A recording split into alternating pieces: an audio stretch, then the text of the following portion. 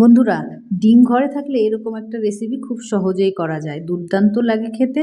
তো আমি সকালবেলা মেয়েকে স্কুলে যাওয়ার সময় মাছের ঝোল ছিল সকালের জন্য শুধু, তো রান্না করে দিয়েছি, খেয়ে দিয়ে গেছে, এখন চলে আসবে, তাই একটু গরম গরম ঘরের ডিম আছে রান্না করবো। আর আমার মেয়ে কিন্তু ডিম আর চিকেনটা বেশি পছন্দ করে, মাছটা বেশি পছন্দ করে না।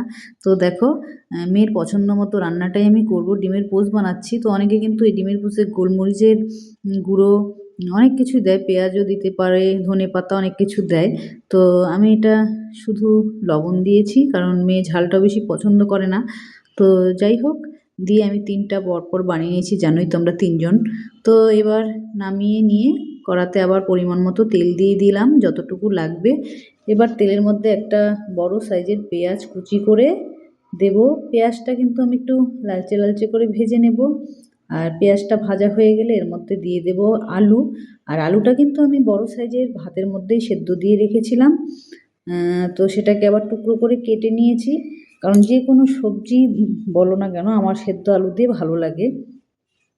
এই যে দেখো, পেঁয়াজটা কিন্তু একটু ভাজা ভাজা হয়ে এসেছে, আর আলুর সাথে আরেকটু যেহেতু ভাজা হবে সেই জন্য এখনই আলুগুলো দিয়ে দিলাম, নইলে পেঁয়াজটা পুড়ে যেতে পারে।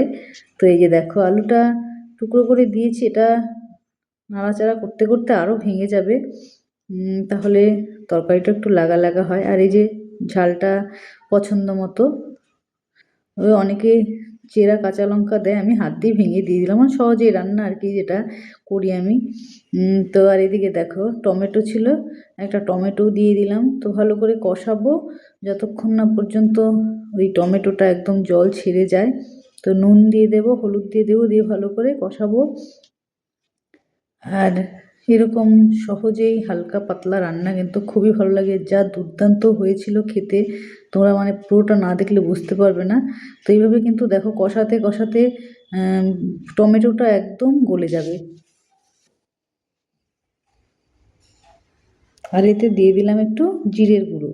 আর জিরের গুঁড়ো দেওয়ার পরও কিন্তু আর একটু কষাবো ভালো করে। মশলাটা যখন দেখবে তেল ছেড়ে ছেড়ে আসছে, তখন কিন্তু একটু একটু করে জল দিয়ে দিয়ে কষাবো, নইলে কিন্তু মশলাটা পুড়ে যাবে। তোমরা এর মধ্যে আরও অনেক কিছুই দিতে পারো তোমাদের পছন্দ মতো, যেমন কেউ লাল লঙ্কার গুঁড়ো খায়, সেটা দিতে পারো, আমি ঝাল খাই না জন্য দিই না। তারপর হচ্ছে মিট মশলা দিলে দিতে পারো। তো এই হচ্ছে দেখো, মশলাটা প্রায় কষানোই হয়ে গেছে, দেখেছো টমেটোটা একদম গলে গেছে। তো এবার কষিয়ে নিয়ে দিয়ে দেব জল, যেহেতু একবারের জন্যই হবে, অল্প একটু জল দেবো, মানে আমাদের যতটুকু লাগবে ঝোলটা। তো এই যে দেখো কি সুন্দর কালারটা এসেছে, টমেটো তো যে কোনো রান্নাতে দিলে দুর্দান্ত কালার আসে। তো এই যে দেখো, জল দিয়ে দিয়েছি, আর জলটা দেওয়ার পর ফুটে উঠলেই কিন্তু আমি ডিমের পোস্টগুলো দিয়ে দেব। আর যেটা দেব নামানোর আগে, আমার গাছের কচি ধনেপাতা, আর ধনেপাতাটা অপশনাল, তোমরা দিলে দিতেও পারো, নাও দিতে পারো। গরম মশলাও অ্যাড করতে পারো। তো আমার গরম মশলা গুঁড়োটা নেই জন্য আমি আর দিলাম না, সেই জন্য আমি ধনেপাতা দিয়ে দিলাম। অনেকে কিন্তু ডিমে ধনেপাতা খায় না, কিন্তু আমি দিলাম, ভালোই লাগে খেতে, কারণ এর আগে আমি দিয়ে রান্না করেছি। তো এই যে দেখবে এখন কালারটা জাস্ট ওয়াও হয়েছে একদম। সত্যি তোমরা এইভাবে চটপট বানিয়ে খেয়ে দেখো, খুব ভালো লাগবে। আর এরকম রেসিপি তোমাদের সাথে শেয়ার করতে কিন্তু আমার ভালোই লাগে। তোমরা কিন্তু অবশ্যই কমেন্টে জানাবে যে আমার রেসিপিগুলো কেমন লাগে। হয়তো আমি অত সাজিয়ে গুছিয়ে দেখাতে পারি না, কিন্তু যা রান্না করি বন্ধুদের সাথে শেয়ার করি অনেক কিছু, মানে এখান থেকে যেমন আমার রান্নার থেকেও কিছু তোমাদের চেষ্টা করি শেখানোর, তেমন কিছু কিন্তু আমি পারি না, কিন্তু আবার অন্যের ভিডিও দেখেও আমি শিখি। তবে ভালো লাগে, নিজে যেটা করি সেটাই আমি দেখাই। তো এই দেখো, কালারটা খুব সুন্দর হয়েছে, আর খেতেও কিন্তু দুর্দান্ত হয়েছিল। এরকম রেসিপি বানিয়ে একবার করে দেখো।